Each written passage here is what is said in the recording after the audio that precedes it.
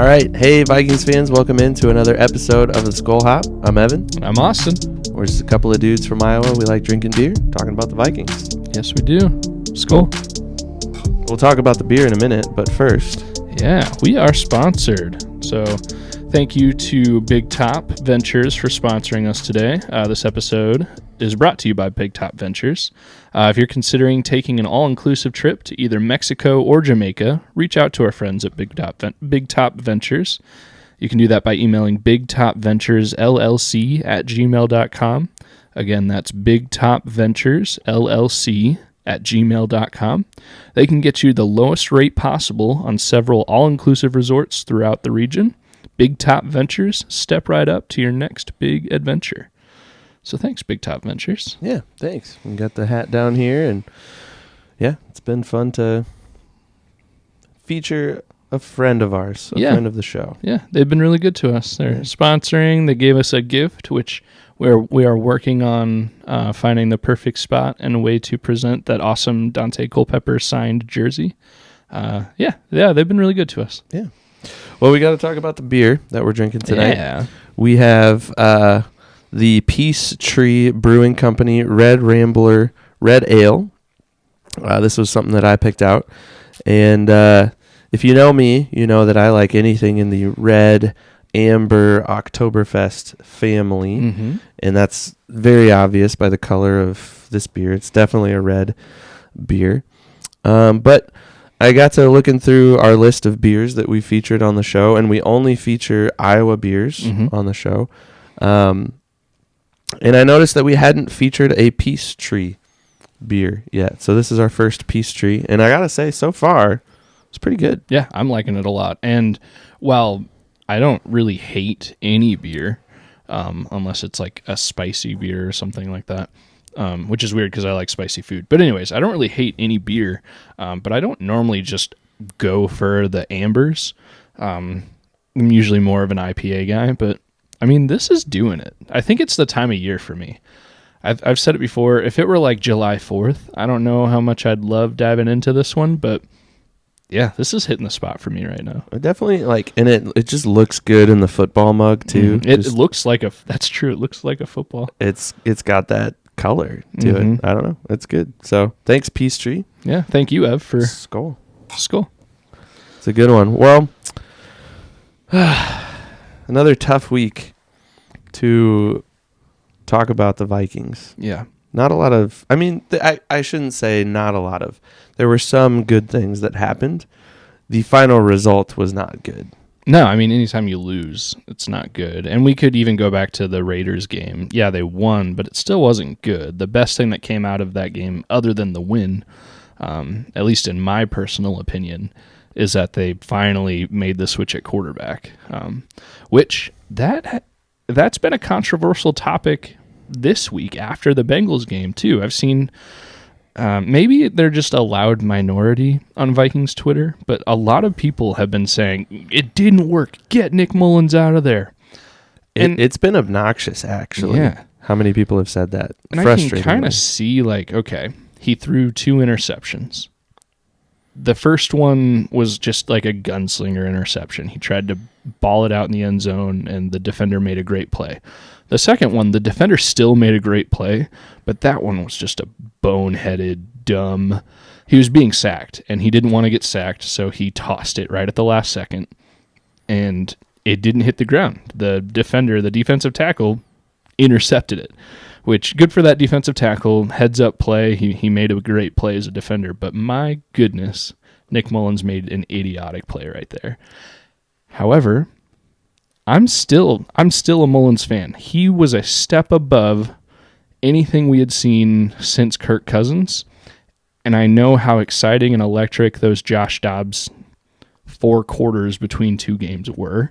Those were just like F-it plays where Dobbs was running for his life, and he got some luck and looked good, but his luck ran out. And he wasn't. I don't think Dobbs was playing scared at that point. He was unhinged. He was just playing off the cuff, like, I'm in a new city with a new job, and I have a lot to prove, and I don't know the playbook at all. Mm-hmm. I literally just learned the center's name yesterday, and I touched his butt for the first time, and So, yeah, I think once Dobbs got into the system a little bit, it just was clear that it wasn't a good fit. Yeah, I don't think I'll ever forget. This is something that will always stick in my mind as a Vikings fan when I think back on the Dobbs era, is when last week we were talking to Dustin Baker, and he made the point, and it was kind of comical, but it was absolutely true. He said, I don't think I have ever seen a quarterback get worse after getting more time in the playbook.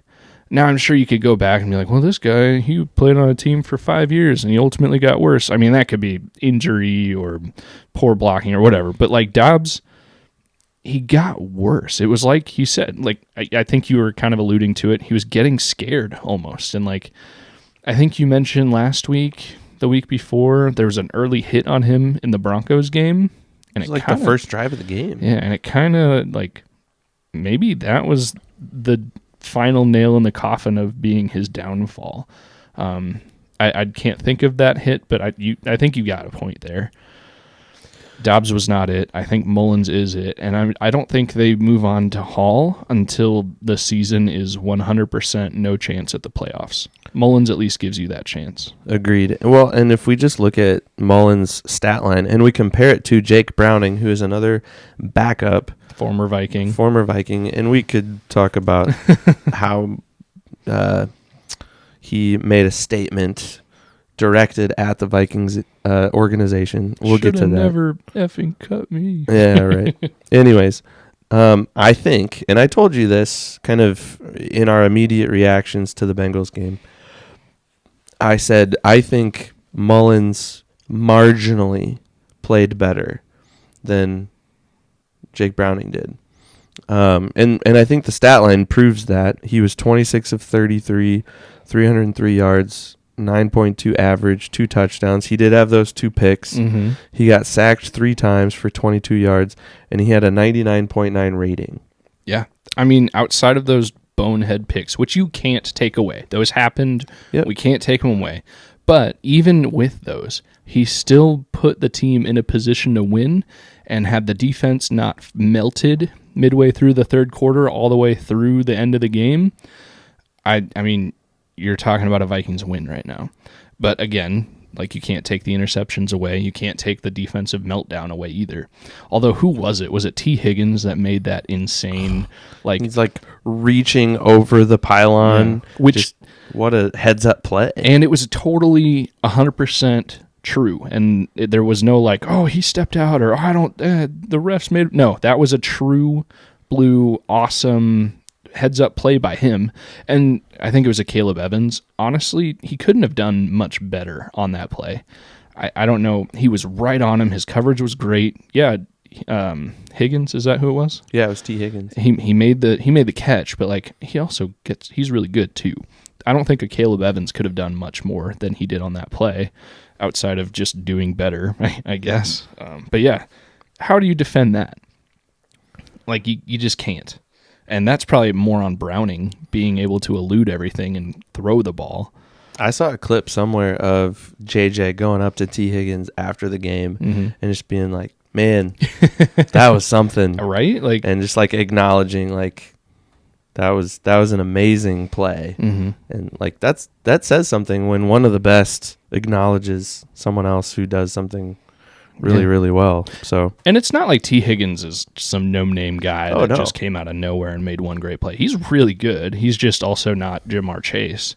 I mean, anybody on the same team with Jamar Chase, unless your name is Kirk Cousins, unless your name is Justin Jefferson, you're going to be less of a receiver than Jamar Chase. But yeah, seriously though, we'll complain till the cows come home, but I don't think we can refute anything. The Bengals, they won that game. They earned that win. There was not much controversy. It was just the Vikings were not the better team, and they melted down on the defensive side a little bit, and Nick Mullins had a couple of bonehead interceptions. And there were some poor coaching decisions. Yeah. Has been another narrative that's kind of run through at least this season for Kevin O'Connell. I don't remember really talking about this last season at all, but I mean, last season it was just the one-score games and the heart attack games. And right. The ball bounced for the Vikings more often than not. But yeah, this year it's really highlighted how KOC, he's not a good player of the game of football as far as a coach goes. Well, and there was that infamous scene in overtime. Brian Flores, the second time Kevin O'Connell's trying to call this tush push play, and Flores is in his ear like, dude, take the timeout, take the timeout. And I heard some people throughout the week that were trying to claim like the timeout would have just been nice to give the refs a chance to spot the ball. I think the timeout would have been good for Kevin O'Connell to just take a step back and go, is this really what I want to do? And it seemed like he made a very knee-jerk reaction. They tried the tush push on third down. It didn't work.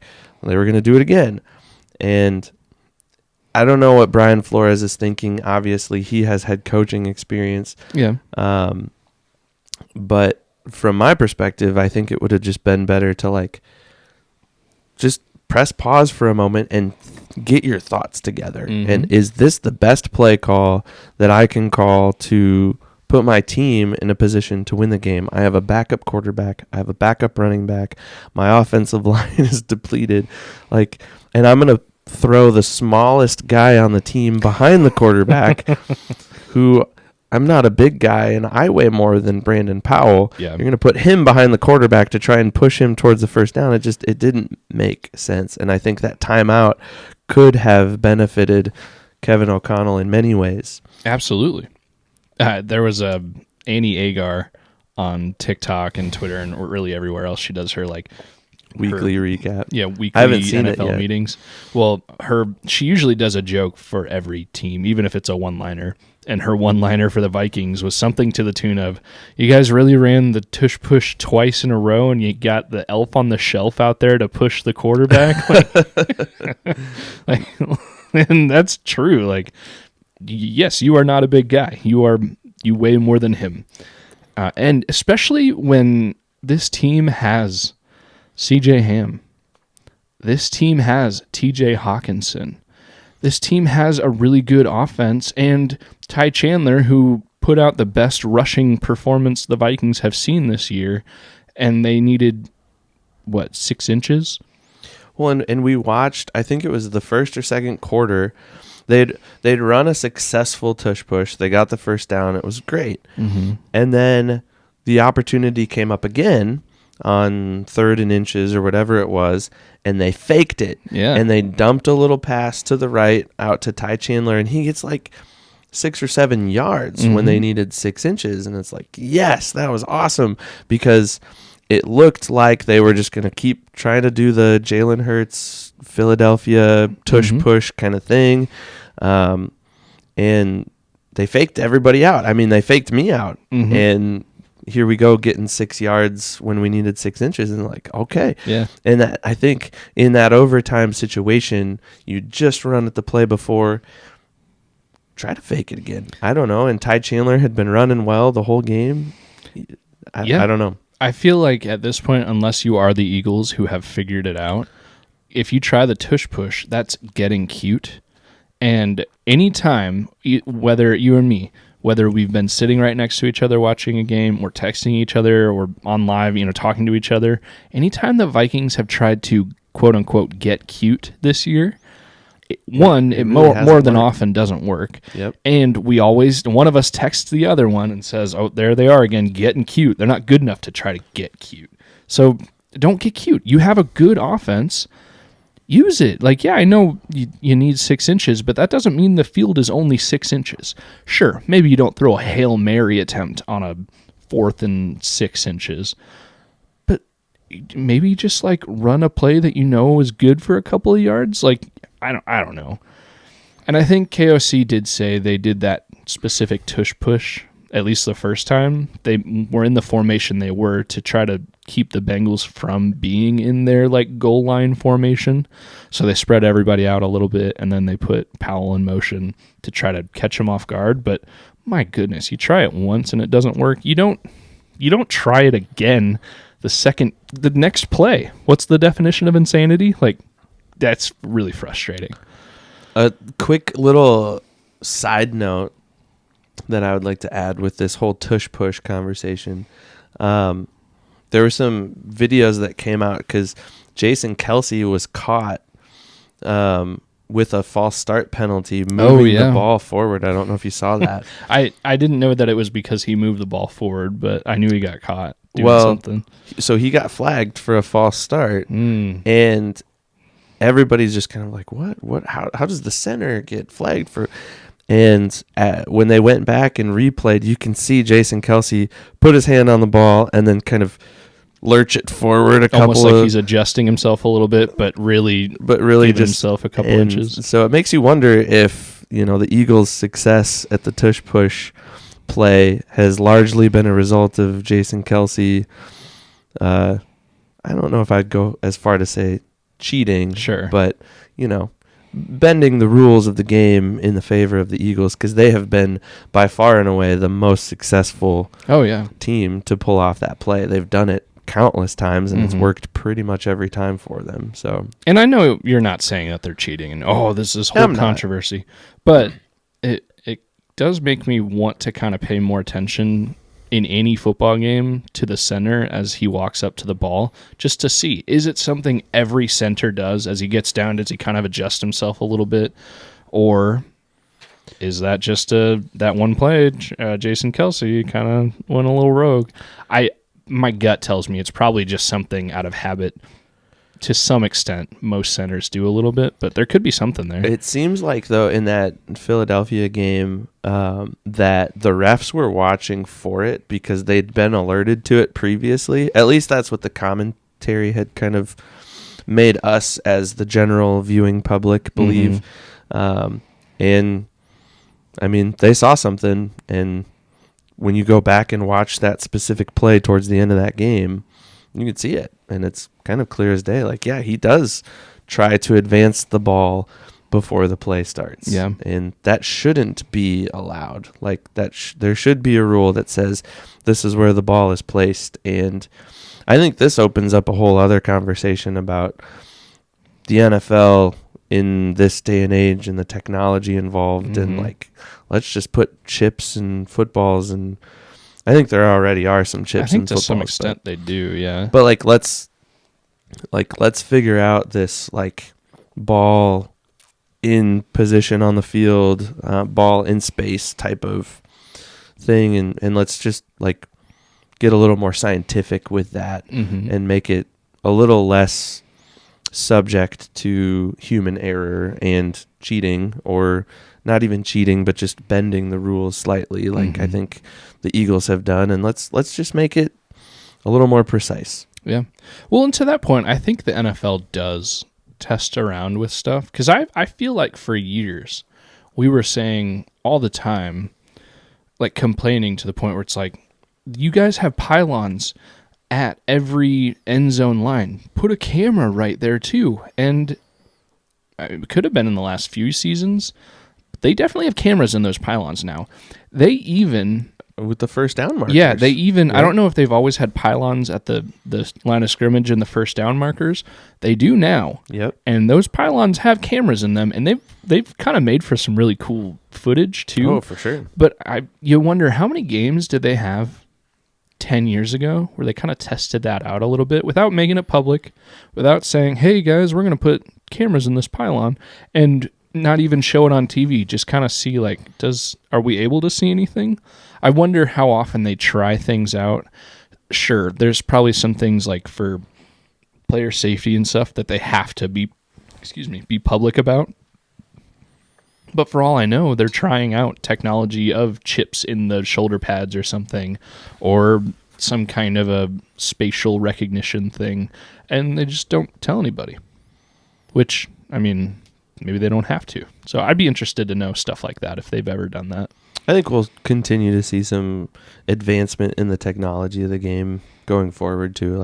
I don't think pylon cams and stuff like that is the end of the line. I think we're really just at the tip of the iceberg for what could be in terms of technology in football. And I don't know about you, I'm for it. If it improves the quality of the game, do it. I mean, there are some fans that are like, no, it's just got to be the refs, and if they don't see it, it didn't happen. Like, I don't agree with that.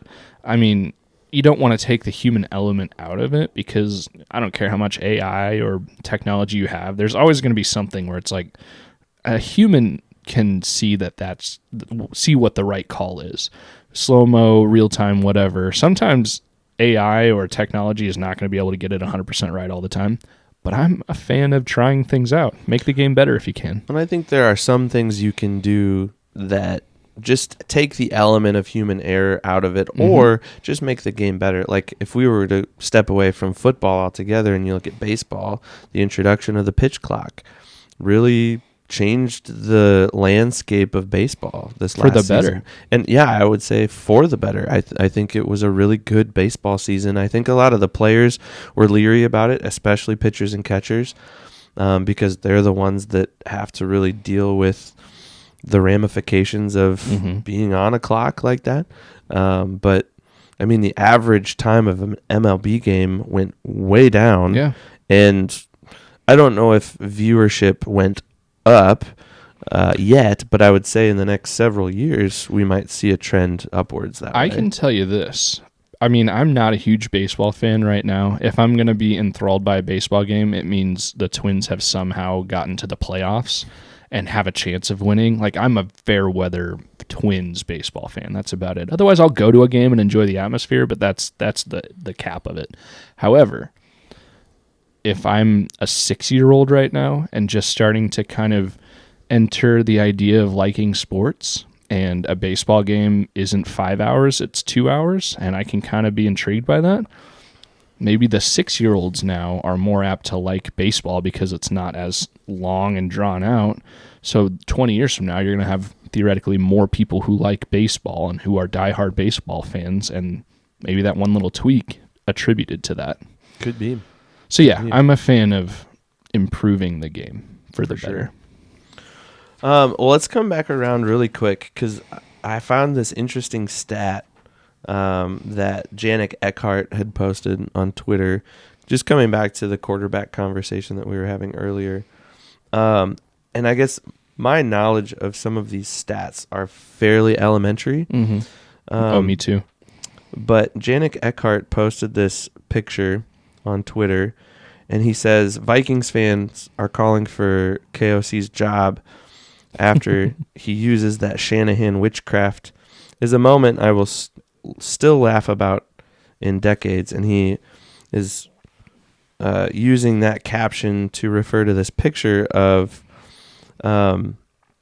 quarterbacks being ranked on EPA and CPOE composite, which I kind of understand. EPA, estimated points added, right? Oh, okay. No, you would have to explain it to me. That's a Dustin Baker type understanding of stats. I think it's estimated points added, and I am by no means a statistician, but I think it's just basically like how many points could a team expect to add to their total if this player is on their team or not. Yeah.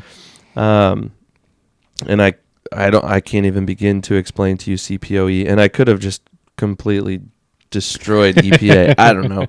Not an expert, not a statistician. I apologize. But what is interesting is number one on this list is Brock Purdy. No surprise. Sure. He's played pretty well this year. Mm-hmm. Number two on this list, and this is minimum of I think 50 plays, 50 snaps taken at the quarterback position. So give or take one game. Yep. Nick Mullins is number two in this EPA plus CPOE composite. Jake Browning is third. Kirk Cousins is seventh. Patrick Mahomes is ninth. Jalen Hurts is eighth. And I wonder how those numbers would change if you made that minimum 300 plays. I don't know. But right. That is still interesting. Right. It's just and what I think what it does say for sure right now, one conclusion that we can draw is the sample size for Mullins is very small. I mean, he has 56 plays to Brock Purdy's 457. Yeah. Tua has 524. Dak has 592. Jared Allen has 614. Jared Allen's back in the league? Not Jared Allen. Sorry, Josh Allen. My fault. I just saw Jay Allen. Sorry, I had to It's do like that. a Freudian slip almost. That would be cool, though. Jared Allen playing quarterback for the Bills. I'd watch that. I mean, I'd watch it. No disrespect to Jared Allen ever. It is, even in his prime, he's not a quarterback. Didn't he long snap, though? He might have something in his arm. I think that's how he tried to make it in the league to begin with. Maybe. I guess I bring that up, and I put that in our notes here just because I find it interesting that in at least some statistical world somewhere, somebody can justify Nick Mullins as the second best quarterback in the league right now. And that's got to be worth something, right? Sure, yeah. I mean, I think realistically, I don't understand the thought that some of the Vikings fans have behind benching Nick Mullins. I think it's all based on those 2 interceptions. Okay, 3 things. The 2 interceptions and the fact that they lost. The quarterback sneak, I don't blame Nick Mullins for those 2 failed sneaks. Sure, maybe he could have done something different to make sure those plays happen. I think he almost fumbled the second snap, but I don't blame him for that. That's more of a coaching decision to make the play call. I'm happy with how he played. That's the closest to Kirk Cousins we've seen since the Packer game when Kirk Cousins went down. I think people are excited because they think Jaron Hall is this next coming of Jalen Hurts or whoever, which maybe he is, but probably not. More likely that he's not the next coming of anybody. I don't know. We could literally be saying that about Dobbs. I'm sure there's plenty of Vikings fans that are saying, no, Dobbs at least gives you the mobility. No, I think you stick with Mullins because that's what the offense is tailored around. Until you get to the point that maybe, if you lose the next 2 games and there's literally 0% chance of making the playoffs, then maybe try some new stuff out. But I don't think you go to Hall just because. Yeah, I'm with you, especially when playoff hopes are still very much alive. Mm-hmm. You stick with Mullins. He played well. Yep, those interceptions really sucked, and you wish you could have those back. He wishes he could have those back. Oh, I'm sure, yeah. And to some extent, losing the game wasn't his fault down the stretch anyways. Yeah. I mean, you could definitely say, if he didn't throw those interceptions. I mean, they were both on the Bengals side of the field. The one was when they were in the red zone. They might have both been in the red zone. I don't know. So you could argue that those interceptions cost at least a field goal per interception,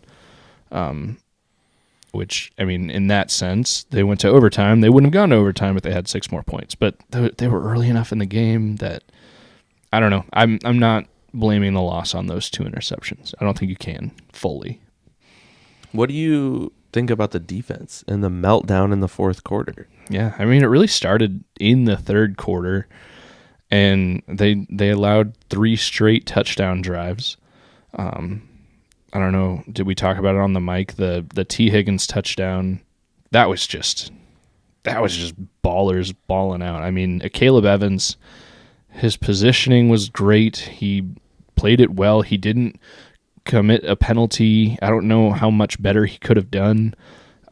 That was just T. Higgins and Browning doing their job. And how can you, when T. Higgins extends his arm out to barely get the ball over the end zone, the line? That's 100% T. Higgins. Yeah. That's not even Browning at that point. Kudos to Browning for making the completion and getting them to the 3-yard line or the 2-yard line or whatever it was. But it's all T. Higgins to have the presence of mind to reach back and score that touchdown. And that's just, he gets paid too. You hear that every once in a while. The other team, those guys get paid too.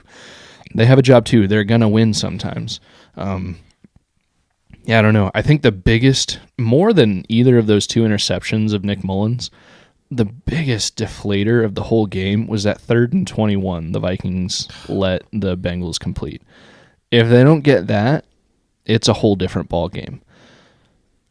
And again, yeah, you could say if they don't pick off Nick Mullins twice, it's a whole different ballgame. But that was just, the defense melted down. They allowed 3 straight touchdown drives. And then they had a really good first drive in overtime. Yeah. Which was completely negated by the terrible coaching decision to go for it twice on 3rd and 4th down with the same terrible tush push. Brandon Powell doesn't need to be on the field for a tush push. Like, yeah. So the defense, they allowed the overtime to happen, but they played well in their first drive of the overtime. And then, they allowed the big play that led to a field goal for the overtime loss. But frustrating game. And if Joe Burrow was the quarterback and the Vikings lost 27-24, I think it stings a little bit less. But they had their backup in there, who's been playing really well, but he's still a backup. He's still not Joe Burrow. And a backup who had some spite, some vengeance towards the Vikings. Which I told you, I can see that vengeance. I would feel the same kind of way if I had gone through something like that. Because he won the number 2 job. This is Jake Browning. He won the number 2 job when he was a Viking and got cut because the guy that didn't win the number 2 job was drafted, and that's Kellen Mond. They wanted to make sure Kellen Mond was on the team, so they got rid of Jake Browning. So I would be spiteful too. If you earned a job, if you were the better guy, and you lose your job just because of draft status, that's sour taste in your mouth. Yeah. Yeah, and I agree with you. And I don't fault him for feeling the way that he feels. I do think he could have maybe handled himself with a little bit more class on the sideline this last weekend. And even in his press conference, I think he could have been a little bit more like, yeah, no hard feelings. I get that the guys that cut me aren't there anymore. It's all good. Nothing but respect for the Vikings, but I knew I had something to prove, and I did that today. Yep. I mean, it could have been as simple as that. And I think Vikings fans would have a much different opinion about Jake Browning. Unfortunately, I think a lot of people out there think that he's just some, selfish, arrogant jerk who beat us, and now he thinks he's Patrick Mahomes. Yeah. I do have a personal mentality about, I mean, if you win, you get a little bit of bragging rights. Like, sure. And this is really this streak of his right now. It's not just against the Vikings. He had, 2 other wins on top of that? Yeah. He's been playing well. He's been playing well. Yep. I mean, you kind of get a little bit of a leash to gloat a little bit. And as Vikings fans, we have no recourse. We can't say, "Oh, well, no, you suck," because I mean, he won. He and his team beat us and our team. And sometimes you just got to take your medicine a little bit. Like, yeah, that sucks. And sure, it makes him look like a, too cool for school 15-year-old quarterback that just threw his first touchdown in high school. But I mean, he won. You can't argue too much until if he was talking all this and then kept losing, like, okay, dude, be quiet. But I think we would have much less negative things to say about Mullins had the Vikings won. Oh, absolutely. And we wouldn't even really be talking about those 2, even if he would have fired those 2 miscue interceptions. And even if the tush push had failed and the Vikings get another opportunity in overtime to go down the field and score, like, who cares at that point? Like, oh, Nick Mullins, like, we finally got our guy. He threw for 300 yards and he had a decent completion percentage. He had a 99.99 rating. Like, all right, let's go. We got at least 70% of Kirk back. Yeah, let's make this playoff push, So, yeah, winning games definitely influences the lens through which you view these players. Oh yeah, for sure. Absolutely. And it's influencing how even we're talking about Browning versus Mullins. Oh yeah, for sure, 100%. I just until Nick Mullins has a game. Let's say he goes out against the Lions and everybody else plays perfect, and the defense does their job like they have shown that they can, and then Nick Mullins throws 2 bonehead interceptions, then that's a little annoying. But yeah, that hasn't happened yet. And the defense was doing their job against the Bengals until midway through the third quarter. It just kind of seemed like everything they had done to that point just kind of unraveled. One big thing that is going to help out the defense. I've got the injury report here, and today's Wednesday, and it's the first day of the week that the teams have to release an injury report. The Vikings had a handful of did not participates, which we'll talk in a little bit. But I think the highlight for me of the injury report is Jordan Hicks, middle linebacker. He had that compartmental whatever compartment syndrome. Yep. Yeah, that which apparently is really scary. And had they not had the fast acting personnel they did, he could have gone as extreme as losing his leg. Like that could have been nuts. But he had surgery. He's been on injured reserve for a little while, and they just opened up his 21-day window. Today was his first practice, which I think it was a walkthrough. I think today wasn't a full padded practice, but he was a full participant. He was the only one on the injury report that is listed as a full participant, which I think that's huge. That's super encouraging. To me, that's saying he's good to go. Like, yeah. I guess I don't know what they said in the press conferences. I didn't watch any of that today, but to me, having that full next to your name on the injury report, you're good. You're quote unquote probable to play the game. And I watched his locker room interview. I think it was yesterday, so it would have been Tuesday. And he was just very optimistic with reporters. He wasn't quick to say, "Yep, I'm going to be out there." He's but also he was a pro, so he's going to give the answer like, "Oh yeah, it's up to the coaches." But he was also just optimistic. Like, yeah, I'm feeling good. I don't feel bad, and the hope is that I'm able to play. And we're gonna try it out tomorrow and Thursday and see what happens, and we'll go from there. And even if he's not 100%, if he suits up and he plays, 50% of the snaps that he would have, I mean, that's okay, because right now you got Ivan Pace, who is playing really well. And, I mean, he can kind of fill in the gaps if Jordan Hicks needs some gaps filled, if he needs to take more plays off than normal. And that's only going to give Pace more experience and more reps with the green dot on his helmet, which is only going to be good for future Viking years too. So, yeah, ultimately, even with that defensive meltdown, I'm not worried about the defense quite yet. The Bengals just had the number. They made the plays when it didn't look like they were going to. The 3rd and 21s and the fluke interceptions. Not fluke. They were, bona fide interceptions, but yeah. The one to the defensive lineman. Yeah, that was just a dumb play. That was a bad play. I mean, and we've talked about this. I don't necessarily mean to rehash this, but I think one of those interceptions was definitely justified. Yep, it was an ill-advised throw downfield, and hopefully Mullins can learn from that. But hopefully Mullins can learn from you're literally nearly on the ground and in a guy's lap. Just take the sack. Yep. At that point, just unless you have a clear shot to throw it out of bounds. And I don't even remember that play very well, if that was a 3rd down or if they were on the verge of being knocked out of field goal range. I'm not sure. I don't remember. But sometimes, it's always better to take the sack than to give the ball away. Right. I can't think of any other time when it's better to just hand the ball away than to take the sack.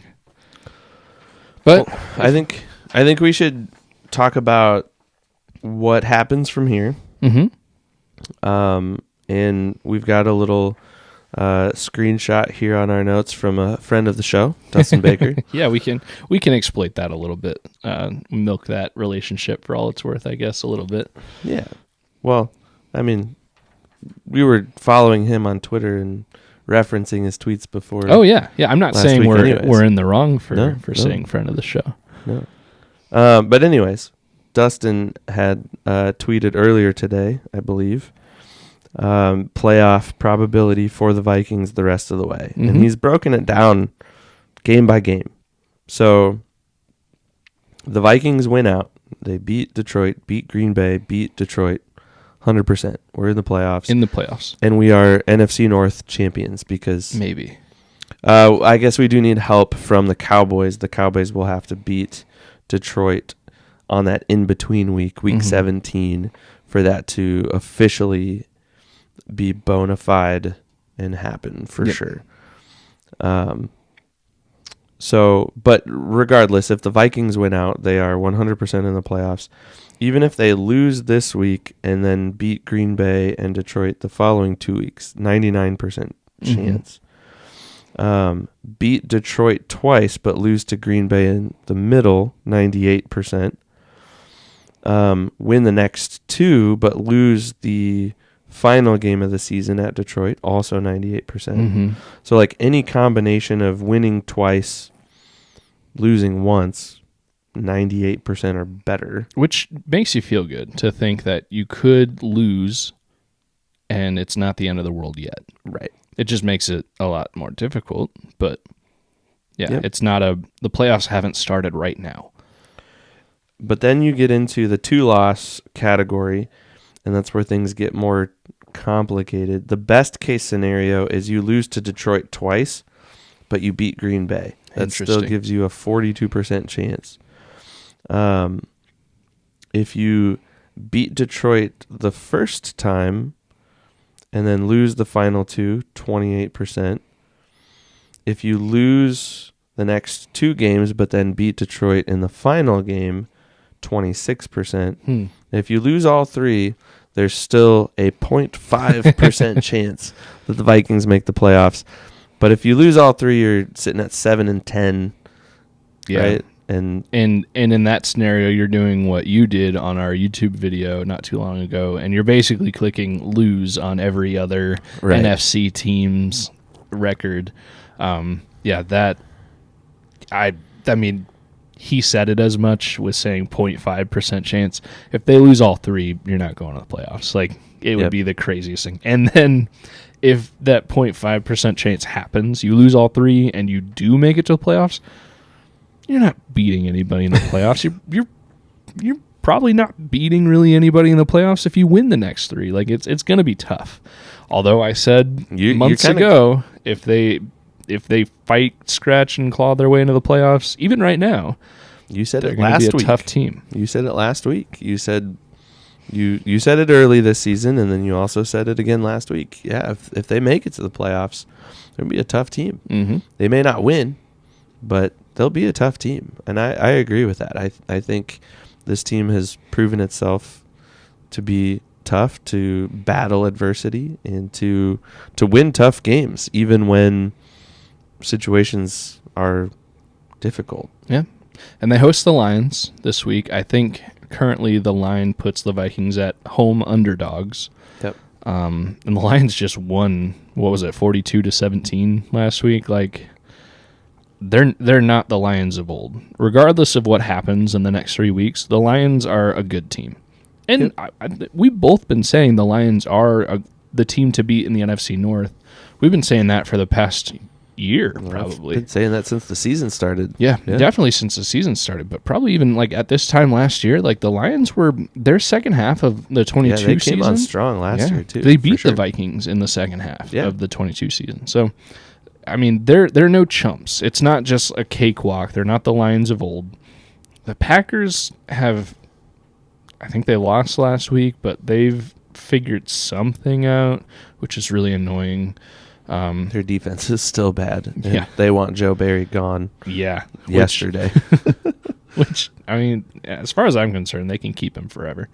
But, yeah, they host the Lions at home with theoretically a healthier JJ, which I think I get the sense JJ was fully good to go last week. He was 100% healthy. Even in the Raiders game, taking him to the hospital, I get the sense that was a heavy precaution. Yes. Like, it's not like he was complaining about his lungs or anything. He was saying he was yelling and watching the game on his mad. phone. Yeah. So I really, truly think he's as close to 100% as you can be in week, 17, 16 of the NFL season. And who knows, maybe those weeks off, nursing that injury, kind of recharge some batteries for him a little bit. That could prove to be better. I don't know. That's just me guessing here. I'm hopeful. I'm encouraged by Jordan Addison's resurgence, albeit with a much better quarterback than we've had starting at quarterback for a while, and I don't think that's a coincidence. I think the defense is only going to get better with Jordan Hicks, although the injury report does list Daniil Hunter as a did not participant today with an illness. So hopefully that's something, he was just not feeling great today. He got a veteran day, little illness day. Hopefully he's okay. Under the weather, hopefully. Yeah. The rushing game, I mean, it's one game, so it could not turn into anything, but Ty Chandler, we were calling for Ty Chandler, and then they traded for Cam Akers, and then we were calling for Cam Akers, and now he's out for maybe the rest of his career, and now we're calling for Ty Chandler again, and after weeks and weeks and weeks, we finally get Ty Chandler, if only because of an injury to Alex Madison, and what does Ty Chandler do? He freaking balls out. Had the best rushing game of any Viking all season long. Yeah, so that's encouraging, and that's with an offensive line who is still not 100%. Brian O'Neill, again, he's still down with an ankle injury. He didn't practice today, and who knows? Maybe that's a season ender. Hopefully not, but I mean, yeah, the injury report is not. It's not empty, but it could be way worse. Harrison Phillips, oof. Was he out against the Bengals? I'm just noticing that. I don't think he came out against the Bengals. Not that I saw. I could have missed that. But it says he was out of practice today for a back injury. That sucks. That's... Well, we were talking, I think, before we started rolling about some other players that have been kind of MIA for the Vikings. You had some intel on Marcus Davenport. Well, and yeah. You talk about the Vikings defensive line and missing a guy like Harrison Phillips. What's happened to Marcus Davenport? I mean, really, if you think about it, and I might be proven wrong, but I think he's only made an impact on this defense during, I think it was the Panthers game, way back in, week 3, week 4. And outside of that game, he has not been... He's either not been on the field or he's not done anything. And he's been on injured reserve for a while. And Darren Wolfson on Twitter, or maybe it was the radio, I saw it on Twitter. Darren Wolfson was saying that Marcus Davenport, who was on injured reserve for, I believe, an ankle injury or something in his leg, I think it was his ankle. He's been out of a walking boot for 10 to 14 days at this point.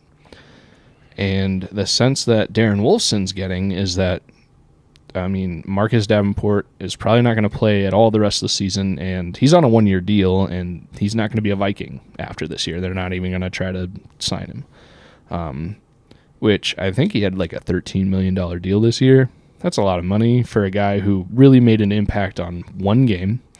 And Wolfson also kind of alluded to the idea of sometimes a player has to want to get healthy and want to put in the work to get on the field and get in the game regardless of injury status. And he kind of made it sound like that want isn't there for this player particularly, which if he doesn't have the work ethic or have the desire, then he doesn't get to be an NFL player, at least not on the Vikings. Like he's been a guy that's been... He's never lived up to his expectations in his NFL career, and maybe there's something to it. I don't know. I don't know the guy. I'd feel bad talking negatively about a guy who, one, will never hear this, but also I don't know him. Yeah. But what about like Lewis Cine too? Like oh my gosh. he's been another mystery player who, and like another player we talked about before we started recording, but like he's been in street clothes for the last, I don't know, 10 games. And or I think something he's like that. technically healthy too. Yeah. So I don't know if it's he isn't learning the defense well enough, and like I said, I don't know if the mics were on when we were talking about this a little bit ago or either, but at this point, if you're going to put Lewisine on the field at safety, who are you going to take off the field at safety? He's not coming on the field in when you're taking off Harrison Smith. I mean, a healthy Harrison Smith is on the field. He's a Hall of Famer. He's on the field every him off. play. Yeah. Period. Metellus is the Swiss Army knife. He's going to be on the field Cam almost as much Bynum, as Smith. Bynum has played great. And, yeah, usually there's only two safeties on the field. Metellus might be a linebacker, defensive tackle hybrid, whatever he's playing that play. But usually you're seeing two safeties. I think we just named three names that you're not going to put Scene on the field ahead of either of those three names. And then it seems like, what's his name, Theo Jackson? Seems like he's higher on the depth chart too, because he at least gets in on special teams and the occasional defensive snap. I just think, I mean, again, a guy I don't know and I'll never meet and he'll never hear my words, but I don't think it's there for him. Whether he shattered his ankle or not last year, like, he's just not good, and he's not better than the guys ahead of him. He's just not getting the opportunity. And that's okay. I mean, I'm not complaining about the play of Metellus. If he's playing well, he's got to be on the field. No. Harrison Smith, you can't take off the field. Yeah, and you can't, I mean, other than some of these late game collapses like we experienced with the Bengals, you can't really fault our defense. You can't fault the players, and you can't fault the coaching. They've done everything. And in fact, like 2 weeks ago, they're the reason we won that game against absolutely the Raiders. Yeah.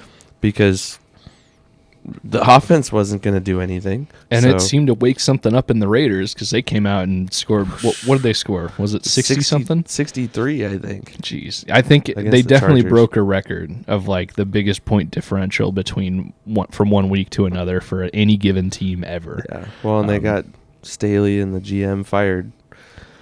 Yeah. They also, I think I saw too, the Raiders, they're the first, or they broke their team record for points scored in a game. Mm-hmm. And the week before, they literally got the fewest points you can get in a game, which is 0. So they went from the least you can get to the most they've ever gotten in less than a week, because that was a Thursday night game. Yeah, they played a Thursday night game. It's impressive. Yeah. Definitely impressive for sure. Well, looking ahead to the Detroit game. Yeah, we've kind of touched on it a little bit, but yeah, what are your initial thoughts on that game? Well, I've already heard that Mullins is probably going to start again, and that seems logical to me. I don't think you take that away from him despite a loss and despite the unfortunate turnovers. I think he still played well enough, and I still hold to the fact that I think he played just marginally better than Jake Browning, quarterback versus quarterback on Saturday. So I think you give him another opportunity. Oh, absolutely. And you know, at this point for Mullins, I think this is a whole new thing, like divisional game. Playoffs are kind of on the line. Mm-hmm. It will be his first time ever playing in a regular season game at US Bank Stadium. I don't know that he's ever even come in for a play. I might be wrong on that. He's definitely never started at US Bank Stadium. So it'll be a nice little, they don't have to travel. I wonder how much traveling actually is a hindrance on a team. It doesn't seem like the home team wins every single time. I mean, the away team wins, feels like just as often. But it is nice to think they will be at home. It's one less thing they have to worry about. Mullins, it's his job. He can feel good about how he played. Outside of those, if you want to throw in the 2 failed tush-push plays, outside of 4 plays, Mullins played really well. Enough to win the game. He did have a few of those like questionable, like the one, I think it ended up being a touchdown to Jordan Addison where he's getting sacked, and he just throws it last second, and Addison scoops it up off the ground before it touches the ground. I mean, there were a few questionable things like that too, where it's like, and I think even Dustin Baker did something I was going to bring today. that up. Like, this play went from like, yeah, it was like, no, don't throw it. Oh, he's gonna take the sack. Dang it, no. Oh, dang it, he threw it. Oh, he caught it. Yes, touchdown. Like, just you did a way better coaster. job of I just added in recapping. words to it. But yeah, I mean, this is gonna sound crazy, and I promise you, I don't mean it the way that it's gonna sound. Mullins has some Brett Favre in him.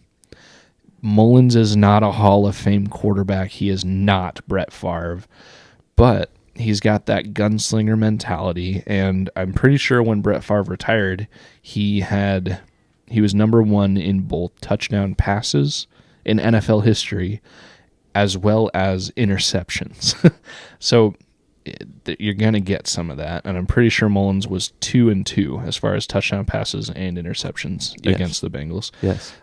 So I think that regardless of how good or bad you are, the gunslinger mentality that Mullins shares with Brett Favre is going to come with some ups and downs. I even tweeted it. Like I said, we're milking this whole friendship with Dustin Baker for all we can. But I tweeted at Dustin Baker saying, this whole Mullins thing is going to end with an ill-timed across-the-body interception in the NFC Championship game, isn't it? Referring to 2009. At this point, I'd be okay with that. No, I don't think I have another heartbreaking loss like that in me. I might have to take a year off from the Skol Hop if we lose like that again. But considering all that's happened this season, Yeah, that's true. 1-4 start, losing JJ for a chunk in the season, losing Kirk Cousins playing at his best for the rest of the season, losing countless other players to injury at either different points throughout the season or for the rest of the season. It's been a tough go for the Vikings from an injury standpoint. Yeah, and to be 7-7 and to still have a shot at the playoffs at this point. You got 3 divisional games left. I mean, man, to make it to the NFC Championship game, that would be crazy. That would be. And if you remember, all the way back, I think it was episode 3 of the Skol Hop, the coin predicted an NFC Championship game appearance for the Vikings. It sure did. Do you a remember? loss. Yeah. It predicted a loss, but the coin predicted that the Vikings would make it all the way to that phase of the playoffs. And to toot my own horn a little bit too, on that same episode, we made our individual picks, or we at least announced our individual picks. And I predicted a 10-7 season for the Vikings. And so far, I've only gotten one game wrong between my prediction and what's actually happened, and that was week 1 against the Bucs. I said they would win. Outside of that, my personal, and it's all luck. I'm not the world's smartest person by any means. But outside of that one game, I'm completely correct, at least in the win-loss. And let's hope that I'm incorrect again, because I think I predicted these final 3 games to be win-win-loss. So let's hope I'm wrong about 2 games this season, and we go win-win-win. Well, even with a win-win loss, I mean, we're still looking at what? We're looking at... It'd be 9-8. 98% chance of making the playoffs. So, which would be huge. When at this moment, it's 50-ish? It's essentially a coin flip as things sit right now on Wednesday. Yeah. Well, the reason it's so up in the air right now is the Vikings still have 3 divisional games to go. Yeah. And 2 of those divisional games are against the current division leader. Mm-hmm. So there's a lot of NFC North football to be played. And it's going to come down to week 16 and week 18. Mm-hmm. And we've been saying this all along. Yeah. But the Lions can't be feeling secure right now. They can't be feeling like, we've got this in the bag. I mean, they're coming off a game where they scored 42 points, if the Vikings had just scored 42 points, we would be talking about, oh, it's a cakewalk from here. The Lions might be feeling pretty good right now. They have to go up against Brian Flores and that defense, though. I don't know. Yeah, and the Cowboys, who looked vulnerable last week.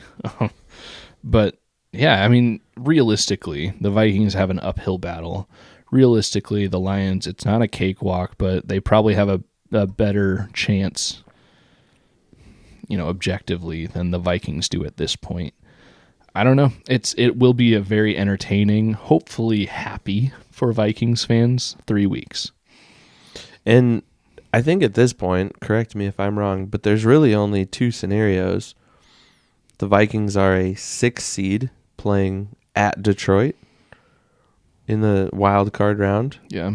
Or the Vikings are a 3 seed hosting Detroit, who becomes the 6 seed. I don't know that there's another scenario other than that. Yeah, I feel like the highest they could be would be the 3 seed, right? Because haven't there already been the Niners? Did they win the division? The Niners have already clinched their division, I think, and did they, or did they just clinch a playoff spot? They're in the playoffs. I don't know if they clinched it. Because I mean, that's Cowboys, Eagles, like they're all.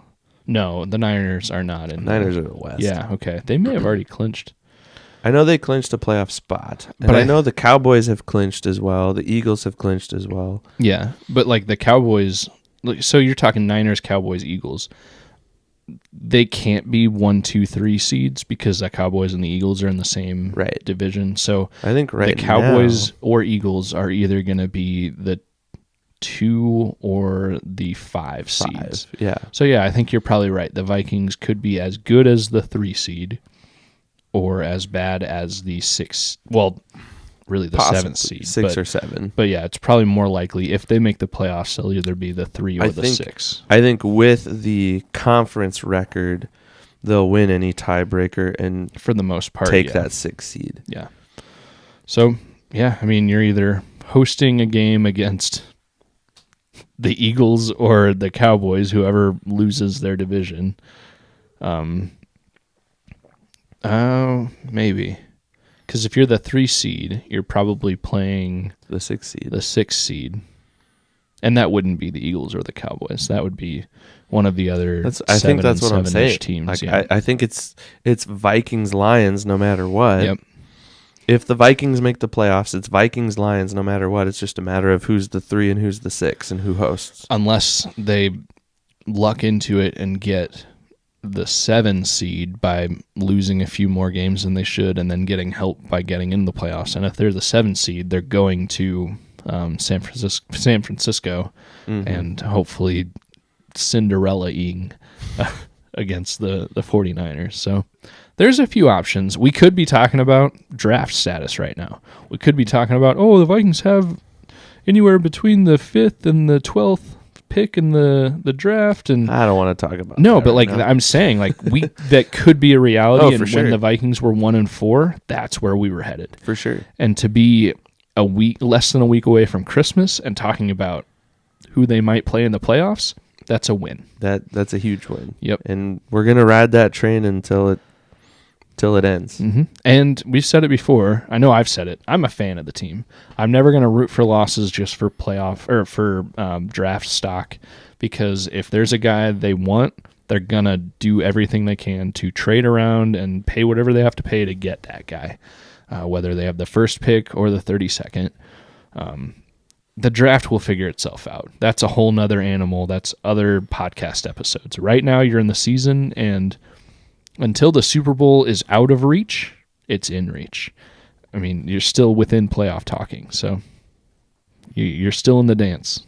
That's the optimism that I like to hear out of you. Yeah, but it's hard when when you see Kirk Cousins go down. Well, let's start looking at quarterbacks in the draft. Like, that's my initial gut check, first thought.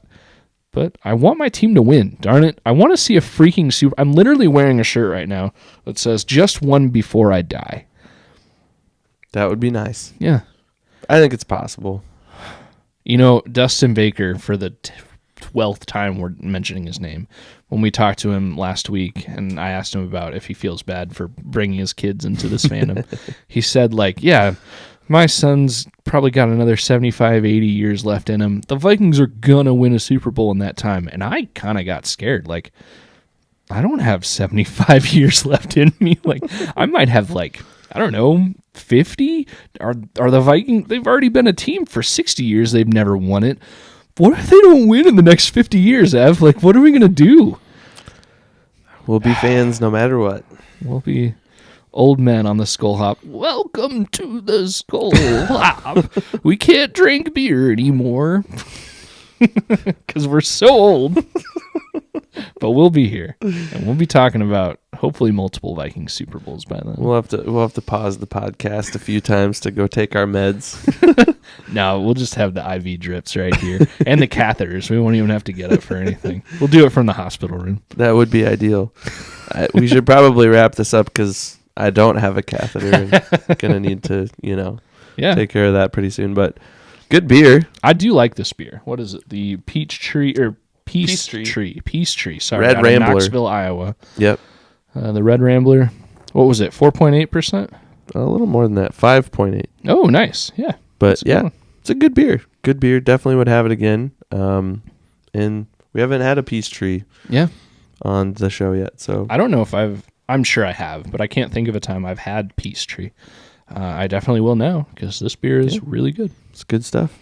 Well, good chat, good beer, and some optimism moving forward for the Vikings. Hopefully we can get into the playoffs, and hopefully we have some more Vikings football to talk about beyond these next 3 weeks. Yeah, and the Skol Hop will be here weekly through the playoffs, or at least through right before the Super Bowl. Yep. Maybe longer. We haven't really talked about it, but we'll be here, so you can join us here. Until next time. Skol. Skol.